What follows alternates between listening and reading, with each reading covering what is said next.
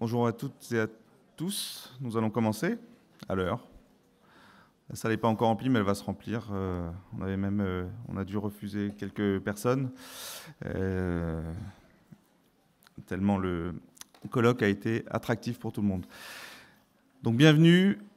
Bonjour à tous. La Fondation est très heureuse de vous accueillir ici au ministère, dans cette très belle salle. Merci beaucoup au ministère des Affaires sociales et de la Santé de nous accueillir. Le ministère des Solidarités et de la Santé, pardon, de nous accueillir. Pourquoi ce colloque de la Fondation Santé des étudiants de France? Pour plusieurs raisons. D'abord parce que beaucoup de gens ici et ailleurs nous l'ont demandé. Nos adresseurs sanitaires, les gens qui nous envoient des patients, nos partenaires dans le monde de l'éducation nationale, les lycées, les collèges, les profs, les infirmiers, les médecins scolaires, vous êtes souvent beaucoup, très fortement en interrogation par rapport à ce qu'on fait, envie de découvrir davantage ce qu'on fait et puis surtout de bénéficier de nos expériences pour intégrer ça dans vos pratiques quotidiennes. Une attente forte sur l'approche globale qu'on propose. Cette approche globale, vous la connaissez peut-être un peu, beaucoup. En gros, un adolescent, ce n'est pas qu'un corps, ce n'est pas qu'un esprit, qu'un cerveau. Ce n'est pas qu'un élève, et ce n'est pas qu'un symptôme ou qu'une série de symptômes, c'est un être humain. Et ça, évidemment, c'est cette conviction que seule une approche globale peut, quand il y a un accident de la vie, quand il y a une pathologie importante qui s'est installée, seule une approche globale peut permettre de relancer, de permettre à chaque adolescent qu'on prend en charge de trouver sa réussite dans le monde d'aujourd'hui. On a cette conviction parce que c'est notre quotidien. Nos soignants d'un côté, nos pédagogues de l'autre, c'est leur quotidien, c'est notre quotidien de travailler sur l'interaction entre ces deux mondes, sur le fait que les lycées qu'on a dans nos cliniques et nos équipes soignantes se rencontrent tous les jours pour essayer de prendre en charge nos patients, essayer de traiter ces sujets. C'est notre quotidien. Cette conviction que l'approche globale est évidemment un déterminant important pour permettre aux uns et aux autres de rebondir, la Fondation a décidé de la porter davantage, encore plus, porter cette parole d'un point de vue politique public. En tant qu'institution de référence sur la santé de l'adolescent et du jeune adulte, on souhaite vraiment porter cette parole sûrement plus forte qu'on la porte aujourd'hui.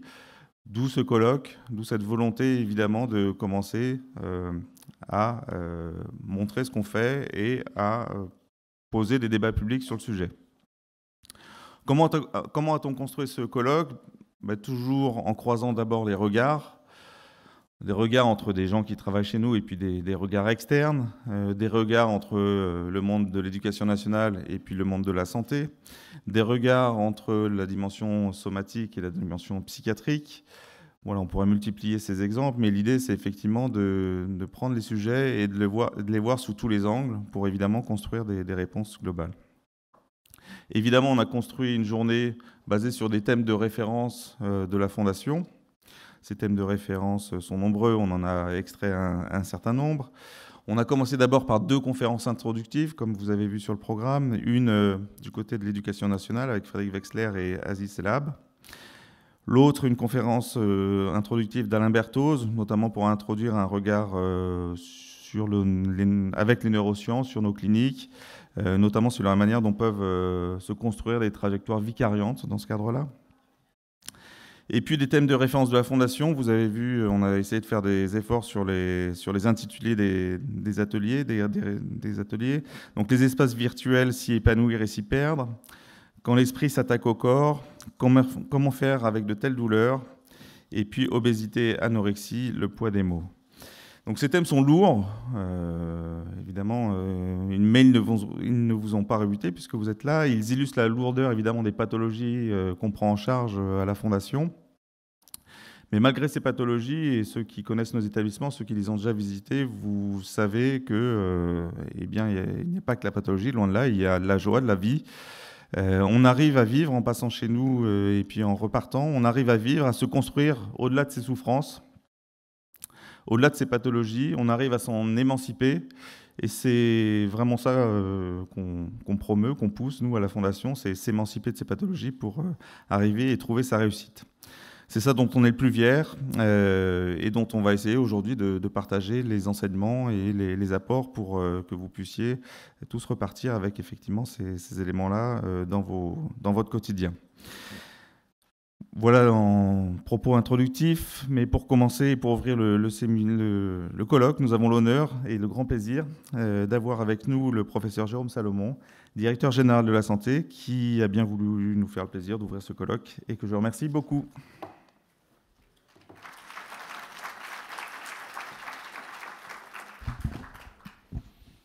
Bonjour à toutes et à tous. Je suis ravi de vous accueillir dans cette salle Larocque au ministère des Solidarités et de la Santé. Je suis aussi ravi, monsieur le directeur général, cher Vincent, mesdames et messieurs, d'intervenir en introduction de ce colloque que j'aurais bien suivi toute la journée.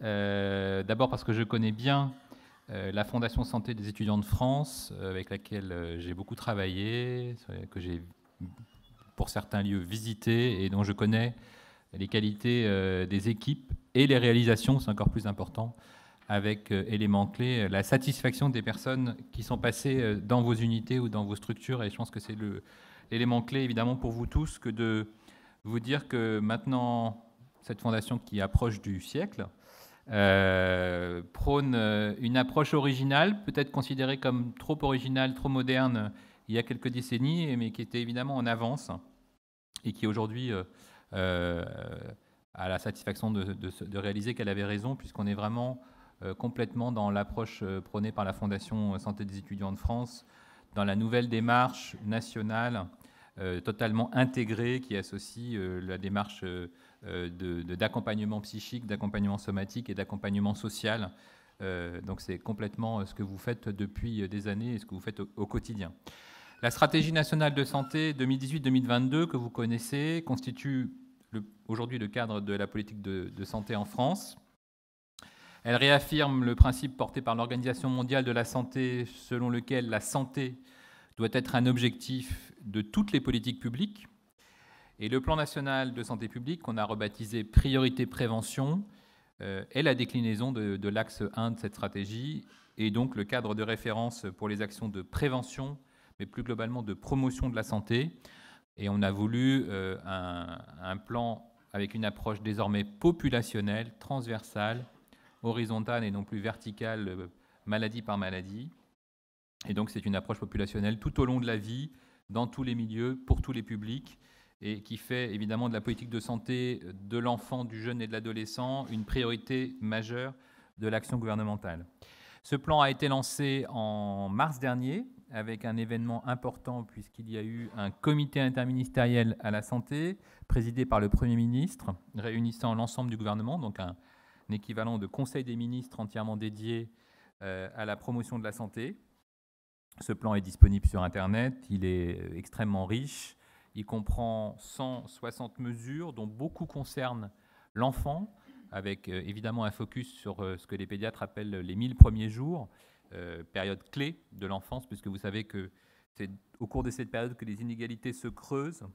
Et le plan promeut une approche populationnelle des jeunes jusqu'à 25 ans dans tous les territoires de notre nation, puisque vous savez que là encore, nous avons des inégalités territoriales et sociales majeures, des différences d'espérance de vie qui se chiffrent à 13 années entre des jeunes adultes du Nord dans des conditions socio-économiques défavorisées et des adultes du Sud dans des conditions favorisées. Donc on est un pays profondément inégalitaire sur ce champ de la santé, inégalité territoriale, inégalité sociale, mais aussi, et vous le savez, inégalité d'accès à l'information en santé. C'est un enjeu majeur pour nous tous d'atteindre tous les milieux et d'être capable de se projeter vers des populations qui ne viennent pas forcément vers les soignants.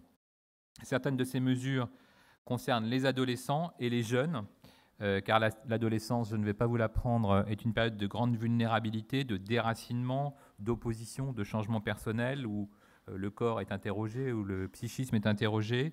Un âge où d'ailleurs la santé n'est pas forcément la première des préoccupations. Et donc je voudrais évoquer quelques exemples concrets portés par ce ministère, en lien avec d'autres ministères, et je pense que ça c'est l'élément tout à fait nouveau de la politique actuelle. D'abord, la volonté du président de la République et du gouvernement de réussir la révolution de la prévention, mais surtout de porter la santé dans toutes les politiques publiques. Et donc, on a un partenariat très fort avec le ministère de l'Éducation nationale, mais aussi avec le ministère de l'Enseignement supérieur dans le cadre de ce plan Priorité Prévention. Quelques mesures donc évoquées devant vous, l'extension des missions des services de santé universitaires, notamment en termes de santé sexuelle, de prise en charge des addictions, de vaccination, qui permet aux médecins de prescrire des actes préventifs, mais également un traitement des infections sexuellement transmissibles. Un programme auquel je tiens beaucoup, qui est un programme de formation aux premiers secours en santé mentale, qui est lancé en ce moment pour la première fois en France dans 4 universités, Clermont-Ferrand, Sorbonne, Nancy, Bordeaux, soit plus de 2000 étudiants dès cette année, et qui a pour objectif de favoriser un repérage précoce et l'accès à des soins susceptibles de prévenir une évolution vers la maladie mentale. Donc vous savez que dans le champ de la prévention, l'incidence du suicide en France reste préoccupante et que nous devons donc tout faire pour améliorer la santé mentale de nos jeunes. Autre point, la prévention par les pairs, auquel on croit beaucoup en milieu scolaire et étudiant, avec la mise en place des ambassadeurs élèves de prévention et des étudiants relais qui se mettent progressivement en place. Je pense que c'est un investissement majeur pour l'avenir et une réalisation individuelle, personnelle de grande qualité pour ces étudiants et ces élèves qui décident de devenir ambassadeurs en santé. Et puis un levier formidable d'action qui se met en place aussi, le service sanitaire. Le service sanitaire, ce sont nos 48 000 étudiants chaque année, futurs médecins, infirmiers, sages-femmes, chirurgiens dentistes, pharmaciens, kinés, qui vont chaque année quitter l'école, sortir de leur classe, pour aller mener des actions de promotion de la santé, de prévention auprès en particulier des populations vulnérables et donc évidemment des jeunes, dans un premier temps à l'école, au collège, au lycée ou dans des structures portées par des associations. C'est un énorme pari. Premier pari, aborder la promotion de la santé et les enjeux de prévention avec des jeunes, mais aussi faire de nos futurs professionnels de santé des convaincus, des chevaliers de la prévention et de la promotion pour opérer concrètement dans les territoires, dans les prochaines années, le virage du curatif au préventif. Autre expérimentation très importante, l'expérimentation « Écoutez-moi », en lien avec le ministère de l'Éducation nationale et le ministère de l'Enseignement supérieur, qui propose un parcours d'information, de repérage et de prise en charge des jeunes de 11 à 21 ans en situation de souffrance psychique.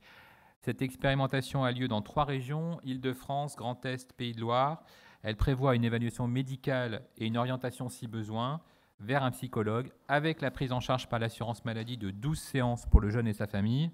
L'ensemble des régions démarre ce premier trimestre sur cette expérimentation très importante, avec la capacité d'évaluer et d'orienter plusieurs centaines de jeunes. Enfin, la saisine récente du Haut Conseil de la santé publique sur l'usage excessif des écrans, je sais que vous y travaillez aussi, afin de pouvoir créer des repères d'usage et de communiquer auprès des parents et des enseignants qui sont vraiment en attente, en recherche de repères, de recommandations, face à des enfants qui aujourd'hui, effectivement, vous le savez, utilisent massivement les écrans à peu près à tout âge. Donc là encore, on a à très rapidement diffuser des bonnes pratiques en lien avec la stratégie nationale de soutien à la parentalité. Nous travaillons enfin en étroite concertation avec la MILDECA, qui vient de publier le plan national de lutte contre les addictions. Vous le constatez, nous sommes tous mobilisés pour améliorer la santé des jeunes le plus en amont possible, de la façon la plus globale et transversale possible, dans une approche One Health ou Global Health, comme disent les anglo-saxons, en favorisant les techniques d'empowerment, comme disent encore les anglo-saxons. Alors peut-être que le mot en français serait engagement, engagement pour la santé, engagement pour ma propre santé, mais surtout engagement collectif pour la santé des jeunes. Je vous souhaite un colloque extrêmement constructif et riche. Belle journée à tous.